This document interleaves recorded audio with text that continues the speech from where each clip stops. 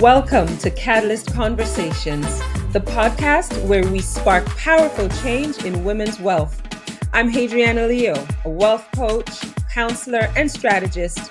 And each week we dive into the conversations, strategies, and stories that help women confidently create the life they've always dreamed of. In this space, we bring together the wisdom of people from all walks of life who are ready to break free from the cycle of financial stress and build lasting wealth. From interviews with inspiring people, to deep dives into money mindset, to practical tips for achieving financial freedom, you'll find it all here. Together, we'll unlock the mindset, tools, and strategies that empower you to step into your financial power. Whether you're tuning in for the first time or you're a loyal listener, we're here to support your wealth journey. So grab your favorite bevy, settle in, and let's get started on transforming your relationship with money. This is Catalyst Conversations, igniting change in women's wealth. Let's spark the conversation. Hello, everyone.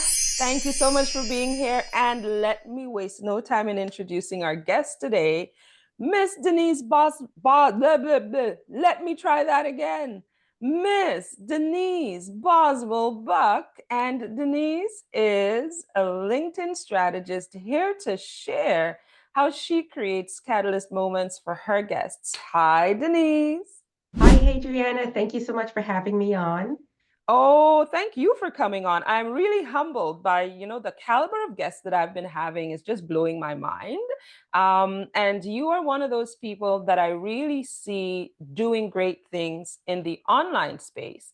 And I'm really, really happy to have the opportunity to talk to you. So yay. Yay. Welcome. So let's just dive right in. Tell me something. Maybe you have a favorite saying. Maybe there's a phrase you use a lot, for better or worse. Can you share that with our audience today? Yeah, absolutely. So there is a phrase that my mom used to say to us, and we would just roll our eyes. Uh-huh. And so, she's born in Jamaica. I was born here in Canada. And she would always say to us, long cut draws sweat, shortcut draws blood. She would say that, and it would be Ooh. one way or the other. And basically, what it meant was, you know, we can take these shortcuts, but it just means that the quality won't be as great, or we'll take these shortcuts, and at the end of the day, we're not really going to get what we want, and we're going to like suffer for it. And taking the long cut, it just means that you're working for something that is worthwhile. Yes. Yeah, I can just imagine her. I bet she had a Jamaican accent when she said it too. Like, long way draw Yeah, it's sweat. funny. Yes. And I just want to say really quick, I never thought my mom had a Jamaican accent until the news had interviewed the daycare back in the 70s, and they Mhm. interviewed some parents. And then when I saw my mom on the news, I'm like, who's this? Like, and from that day on, that's when I heard the accent. Why does she sound so funny? Oh my Yeah, like goodness. I guess that's a testament to the environment that we're nurtured in. Like it's totally normal, as it should be, by the way. yeah, So yeah. kudos to mom. So I really like that saying, because I'm an efficiencies expert. That's kind of the work I do. I mean, I'm a money coach, but what I'm looking for is to create efficiencies and optimizing. And you're a LinkedIn strategist. So I think there is the natural desire to find the shortcuts. Let's find shortcuts. Yeah. How does that differentiate being strategic and trying to find the best way to, your objective versus taking a shortcut? Yeah, so I think shortcuts are good when it's helping you to work smart. So when you're working smart, then you're using your time wisely. And when you're working smart, there was thought put behind how can I be more efficient and more effective with my time. But the shortcuts are about, you're just diving in and you're trying to get the quickest win.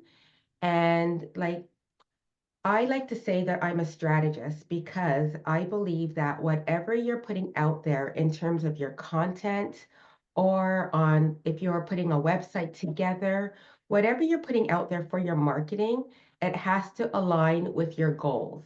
Mhm. So you always have to put thought into it. What I like to say to people is that before you share that post or before you put that out in the world, ask yourself the question, is it going to help me to get to one of my top three goals? Yes. Now, I think that is the difference. That's the differentiator, the thought that you're putting into it, and not just to getting to your end result, but also to, what's it going to mean? What value will it deliver? How will it resonate? There are things that go into it. So, yes, you create efficiencies in helping business people with their marketing, but you do that with thought on the front end and aligned actions throughout. So there's no shortcut there, at least not the shortcut your mom was talking Right. about. um, Fantastic, fantastic. Okay, so then tell us a little bit then about the work that you do. LinkedIn strategist is the title, but what does your work entail? So, what it entails is that you're using the LinkedIn platform to leverage. So, when people are thinking about all of these social media platforms from Facebook, TikTok, LinkedIn, you name it, they're just thinking that, okay, I'm getting onto a platform that has millions or billions of people on it. And my one goal, as in if I'm speaking for them, they're saying to themselves, my one goal is to put out content and it's going to land in front of the right person.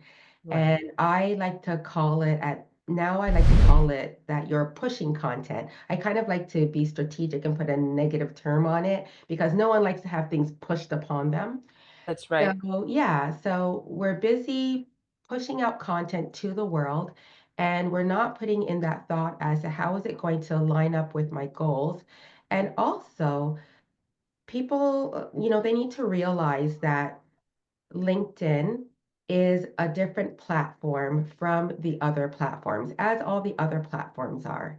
Right. And what people tend to do is they tend to show up on these platforms, push out the content, and then they're like, I'm doing all of the right things.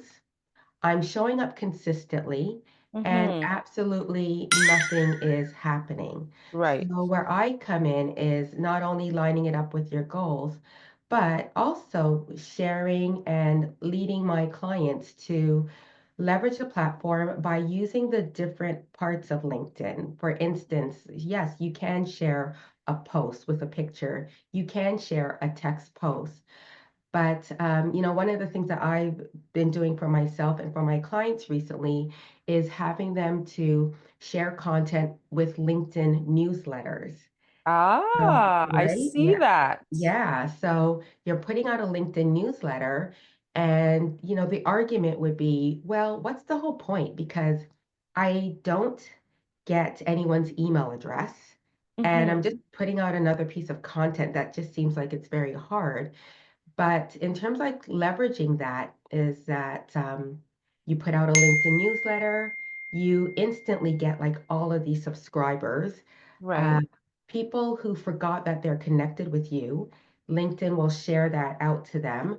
And then another thing is that you can see who are your first subscribers, second subscribers, third subscribers, and then now you can start having conversations with these individuals who started to subscribe. It could be as simple as, hey, Triana, thank you so much for subscribing to my newsletter. It's the first time I'm doing this. What did you think of it? Right, right, right. It's a great way to start that conversation. And you're putting out content that is aligned with your goal and I think will help to serve the people who are reading it. So If someone is connecting with your newsletter, they're saying, I like what you're putting out here, give me some more. And it confirms, I think, the thought that you had put into it before. You can grow that. And I guess it'll give you some direction, possibly, if you're having these conversations. Would you recommend, for example, and this is not just for newsletters, but are you recommending actually nurturing conversations in our inboxes? Like, are we messaging one another on LinkedIn? Because it's kind of different. Thank you for asking that. So I'm going to flip really quick and share one more win about LinkedIn newsletters is that you can add search engine optimization on the back end of it, and then it shows up on Google. Ooh. Yes. And to your that new question about nurturing conversations, absolutely. And you know, LinkedIn's getting a bit of a bad rap because it's like it's the business platform. And Yeah. that means that when I connect with somebody, I'm going to immediately pitch them. I'm going to immediately sell to them. And like that's not the case because nobody wants to be immediately sold to on LinkedIn. So, one of the things that I like to do whenever I do connect with somebody on LinkedIn, I simply say thank you. So I could send you a connection request. Hopefully you accept. And Right. I simply say, "Hi, Hadriana, thanks so much for accepting my request. Have a great day." That's And that's it. that's something that I would do in person. Like if somebody were to open a door for me, I would say thank you. If Right. somebody were to pass me a glass of water at a networking event, I would say thank you. Just keeping it nice and simple. And then, after that, you're doing some engaging. You can ask some questions in the DMs. You can even take it further and ask to have a digital coffee. Like, hey, Brianna, I really love your content. Um, would you be interested in like getting online for a coffee? Everybody needs to have coffee is what I always say. I make it like nice and light, and I'd love to learn more about what it is that you do, and then Right. taking it from there. Yeah. You know what? I go one step further and I say it would be lovely if we would learn what we each do, because I would love also if they would give me the opportunity to share, but Mm. there's no pitching. And you know what? I really like what you said about that's what you would do if you were there in person. If you would not be comfortable doing that thing in person, maybe don't do it on LinkedIn. Right, right. Maybe don't do it in the DMs anywhere. I don't care which platform. If you wouldn't just meet somebody and sell them on your thing, whatever it is that you're doing, don't do it. And I think that that speaks to deciding what's appropriate for LinkedIn as well. Um, I I think me as a whole person is part of my business. So I don't mind celebrating personal wins on LinkedIn. What do you advise your clients? Are you talking about in terms of like what types of content to share? Yeah, what types of content and what is deemed appropriate, considering that LinkedIn is the business social platform. Yeah, so often like people get a little bit confused being on LinkedIn because it is a business platform. Yes. And I like to think of it as reminding everyone that those who are behind the business are actually people. So LinkedIn was previously that platform, that place where you go and you put it out there that you're looking to hire, or you put it out there that you're looking to be hired. And Mhm. then enter the pandemic, everybody went online. Instagram got very crowded, like all of these platforms got crowded, and then people went on to LinkedIn and discovered that as entrepreneurs, like it's another place that we could be there. And, we are people. So I do say that on LinkedIn as a business owner, you can share like behind the scenes. You can Mhm. share a day in the life. Right. Like I didn't really have enough time, but I just put up this banner, for instance. And it would Right. have been great if I got a selfie take a picture, and then I can share a little bit later that I'm getting ready to be on Hadriana Leo's podcast, That's right. right? And so that's behind the scenes. I've even had it where, I like to go for walks. I love to run. And I received a 5K medal for running. And yeah, thank you. So on Instagram, I shared it as I got this 5K medal. Yay, Right. yay me. And then I was like, oh, I'm so proud of this medal that I received. And this is great, such a great picture. And what I did was I shared that post on LinkedIn, but I wrote it differently, where I Okay. wrote about what is important to me. I no fun. I love to measure everything. To me, it's like what I'm putting in has to equal what it is I'm putting out. So what I did was I started sharing about how I started training, 1 minute walking, 1 minute running over so many weeks. And therefore, yay me, I won this medal. And then I ended it with, and this is how I run my business. I measure and I look at analytics, right? That is brilliant. That is Yeah. brilliant. It's again, that's probably why you're a strategist because you found a strategy that worked for the goal you wanted. And I guess how you wanted to interact with, in this case, running. And then you implemented. I bet along the way you probably adjusted, maybe you pushed, or maybe you exceeded the goal for one stage or some stages you pulled back, whatever it was, but you had a strategy, you implemented that strategy, et voila, you got the results. Success, your 5K badge. And I just want to say that when it comes to content as well, sometimes it's hit or miss. Like Yeah, I think it's better to be imperfect than try to be perfect. right. I've put out social media posts and I'm like, "Oh, that's going to be a winner on LinkedIn. I worked so hard on it. Uh-huh. And then the next day I'm like, ah, that didn't go well. And when I say that didn't go well, I just didn't see the engagement I was looking for. Right. But I'm glad that I put it out. It was something that I was very proud of.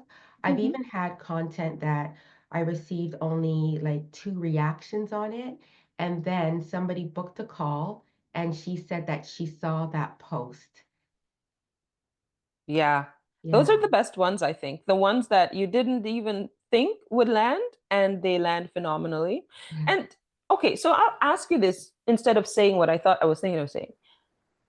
How do the metrics translate into sales? So I see a lot of times people may not be engaging, at least not in the way we want or we anticipate. Um, but you get clients, like in the example you just mentioned, they may not have engaged with the content, but they saw it. So how do they correlate, or is there a correlation between engagement metrics, reach and whatever else they measure on LinkedIn and actual sales being created? Tell me more. yeah. So one thing that I want to mention outside of creating content is that on LinkedIn, you want to keep on sending out connection requests and sending out connection requests. I call it the three C's. So those who could be your clients, your future clients, those who could be a future collaborator, those who Mhm. could be cheerleaders. So those are individuals that you've met at a networking event, and you do have something in common because you attended that event. Right. And just sending out those connection requests continuously.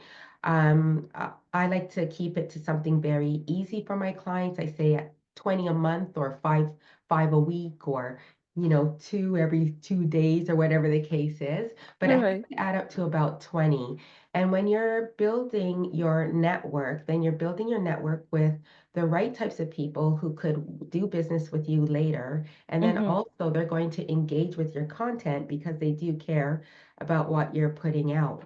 And then in terms of your content, I just want to, a lot of people don't know this, that on LinkedIn, 1 billion active users. I'm sure it's more. They don't update as quickly, but 1 billion users and 1% of those users, they share content 3 times a week. Okay. Okay. 5% of those users share content once every 3 months. Okay. 16-ish% of those users, they never share content, Ay, ay, ay. right? But they engage, and Okay. so they help you with that algorithm. They highly engage. And then the balance, which is like a huge A amount, whopping percent. right? They don't engage at all. Like they might click through to your post through a website and everything, but they're the ones that you are like, oh my gosh, just crickets. And then they're the ones who are the ones who tend to come back and say, I saw that post. And they're called the silent community. Mm. So it's about building your connections, always sharing content. And then in terms of those analytics on LinkedIn, I like to tell everyone, make sure that it stays in the green. So if it dips in the red, then that means you haven't been connecting with enough people. If Okay. your content dips into the red, it means that either you haven't been sharing enough content or the content that you're sharing, it's not working. So don't Mm. repeat and do something different. Right. Yeah. Okay. Well, that's good. Stay in the Yeah. green. Stay in the That's green, that's solid advice for my clients too. Stay in the green. right? Pretty rock on. So then I think I'm curious of all the social media platforms out there, why LinkedIn for you? LinkedIn for me because I started my business when I was 47 years old. So I left a cushy job. I wasn't happy, but it was like it paid the bills. I had six Yep. weeks vacation, Hello. had really good benefits. Look at you. Look at you. I had really great benefits, but it wasn't enough. And I wanted to be on a platform that I knew that it was less guessing. So on Instagram, for instance, or on Facebook, like over half of the users are sharing content. And then who are those users? They're everybody, business owners, people having fun. And then on LinkedIn, it's a professional platform. Mhm. And then I shared with you the stats. So it's Yes. easier to stand out as well.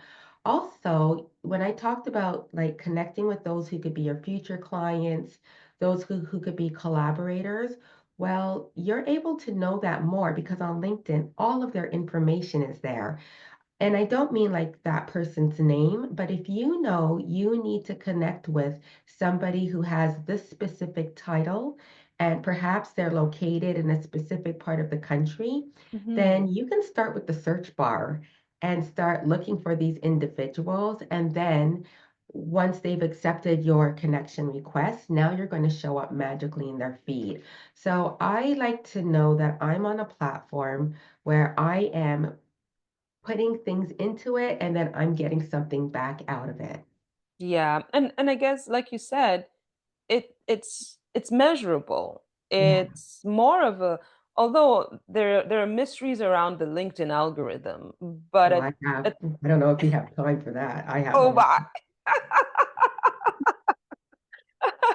But I guess there are solid attributes or characteristics of the platform that make it so that we can use it with some confidence. We know whom we're reaching.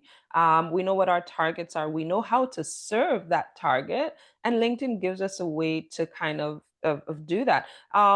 You did mention that you were in that cushy job, so I sniff out here a catalyst moment.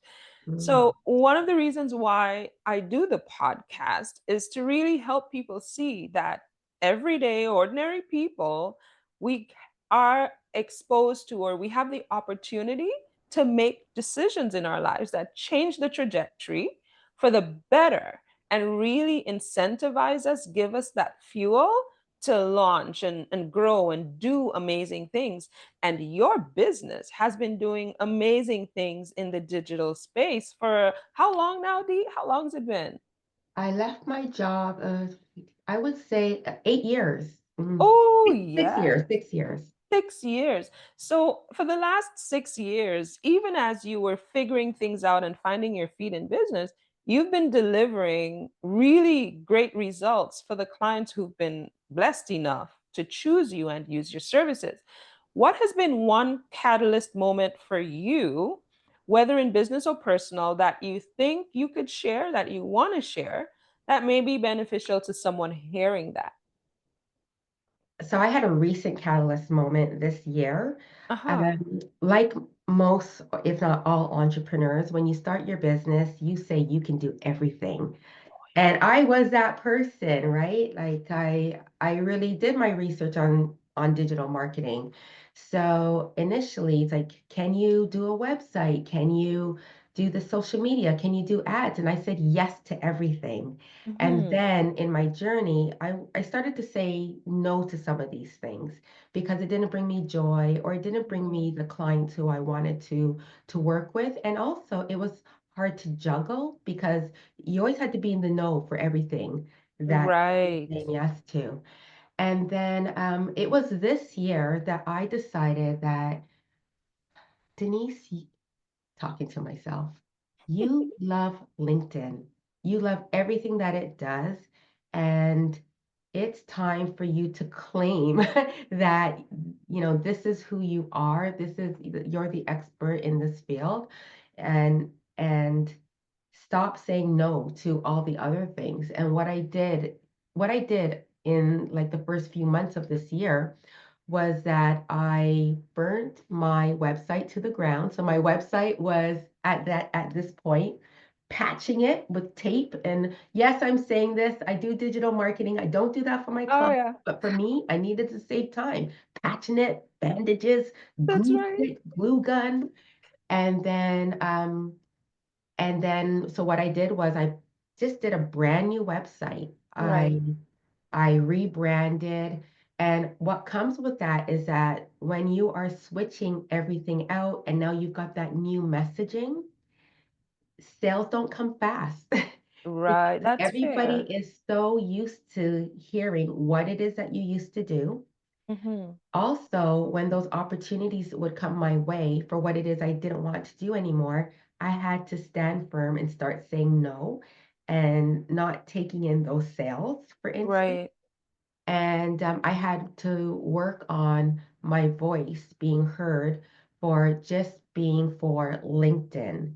And Mm-hmm. so there was a gap in my business for sales for quite some time, plus Right. plus the economy and things like that. So that was my catalyst moment. Like it was, I pat myself on the back for not faltering. Did I cry sometimes?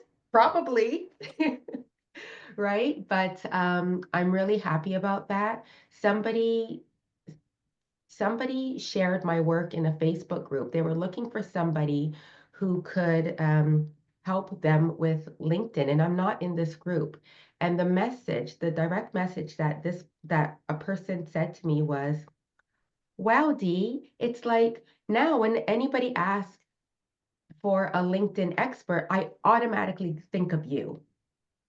Yes. Yeah, Yeah.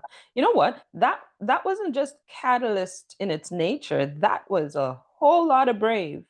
mm, Um, because I think as much as we know, we understand the concept as business owners of niching down, it's scary sometimes because you're making the top of your funnel that much more narrow, is the thought anyway, that you're saying you're putting more filters all the way at the top of your funnel by saying, okay, I do this and not all the other things.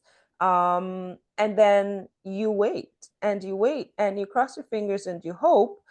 But I wouldn't say there's so much of the crossing fingers. I think there was more of the patience, time will tell. Some more of your mom's quote, long cut will draw sweat and you sweat, right? You yeah. There was some nerves, I think there were some nerves.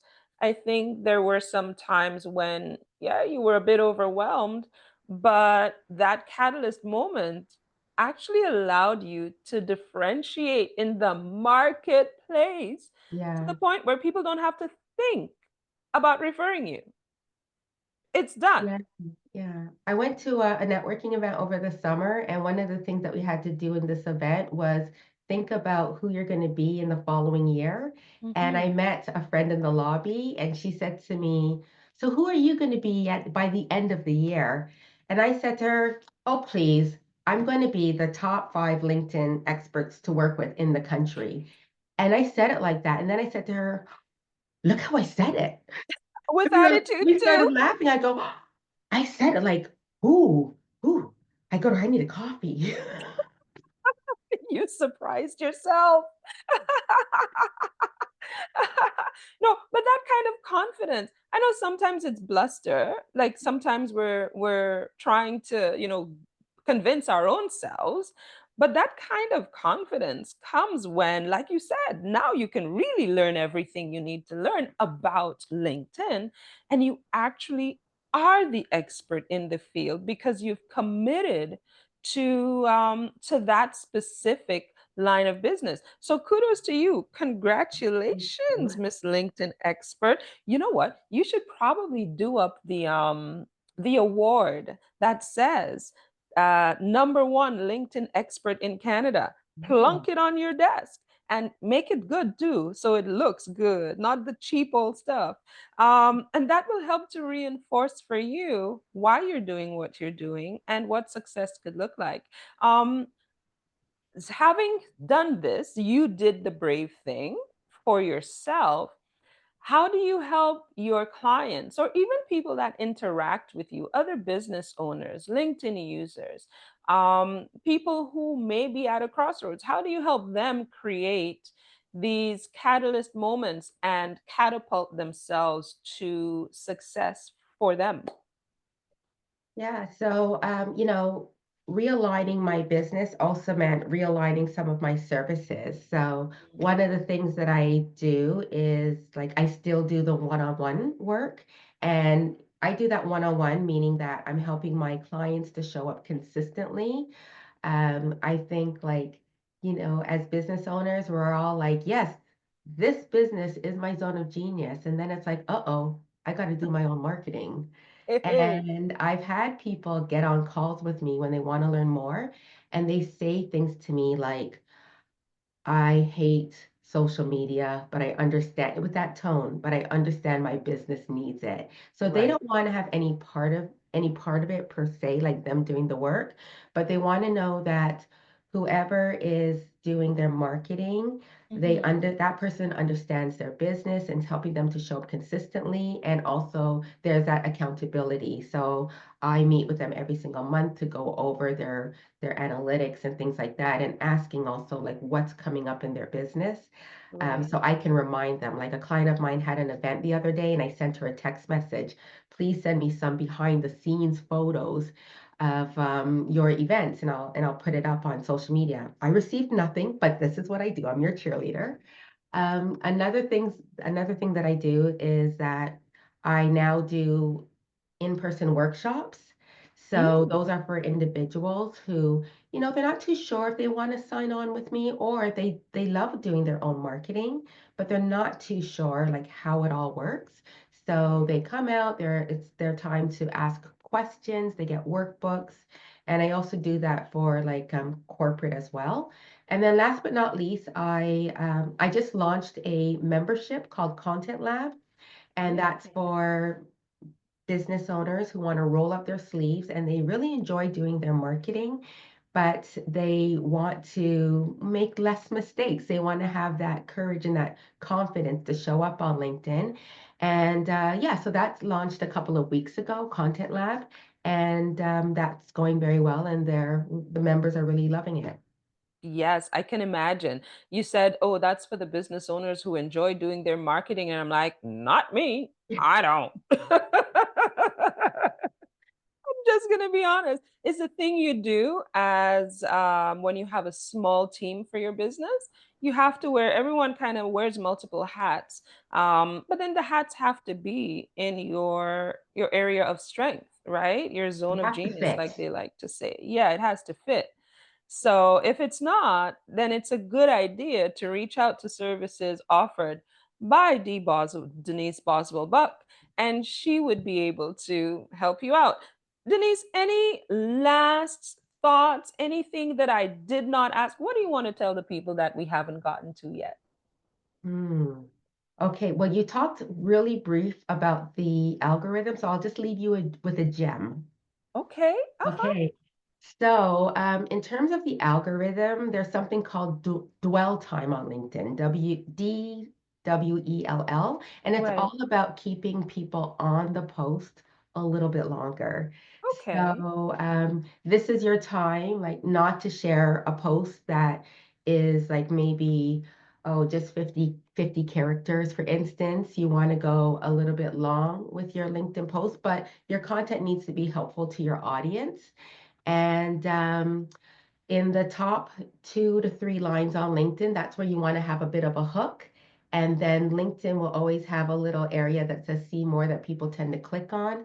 And Right. that's what they're tracking. So they're not just tracking how many people are seeing your posts, but they're also tracking how much time is the LinkedIn community spending on your content as well. So I thought I'd Oh, leave everybody with that. that's phenomenal. I never did hear dwell time Dwell before. time. Dwell time. It even sounds professional. I Yeah, mean, it sounds like a thing LinkedIn would track. Let's track their contemplations. Let us call right? it dwell time. Yeah. And then So to others, people are like, oh, great. Now I really have to write something a little bit long.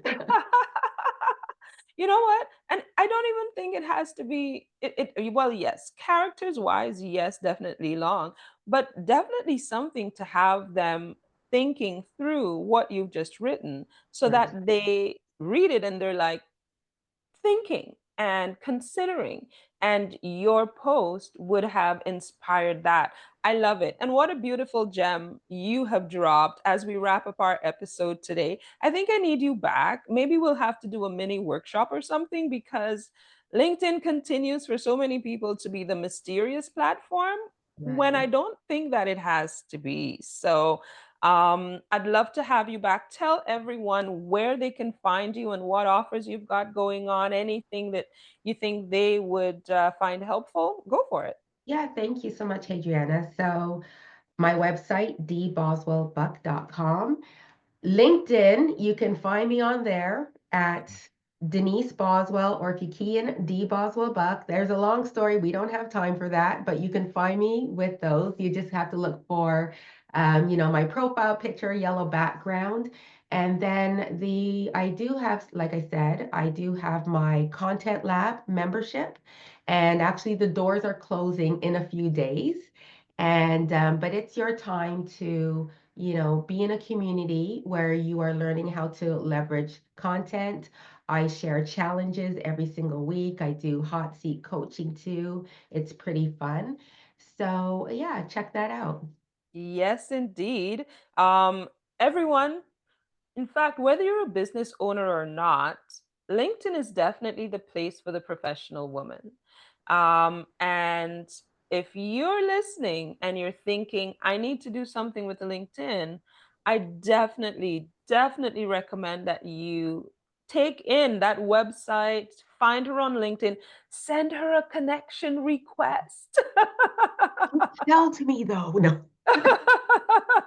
And don't do the weird things. Just if again, if you wouldn't do it in person, don't do it on the platform. But by all means, connect to Denise Boswell-Buck and engage with the content. It is really great content. You will find that before you even hire her, you're already upping your LinkedIn game. So natural benefits coming right through. Denise, thank you so much for being here and for sharing the gems as you have. And I'm looking forward to part two because there's so much more we need to talk about. Thanks for having me. This was so fun, Hadriana. Awesome. Until next time, take care.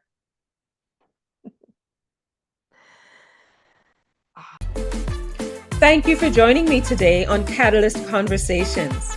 I hope this episode sparked something powerful to help on your journey to building wealth confidently and unapologetically. If you love today's conversation, be sure to subscribe so you never miss an episode. And if something resonated with you, I'd love to hear about it. Let's keep the conversation going. Until next time, keep moving toward your goals, stay empowered, and continue sparking change on your wealth journey. This is Hadriana, and you've been listening to Catalyst Conversations.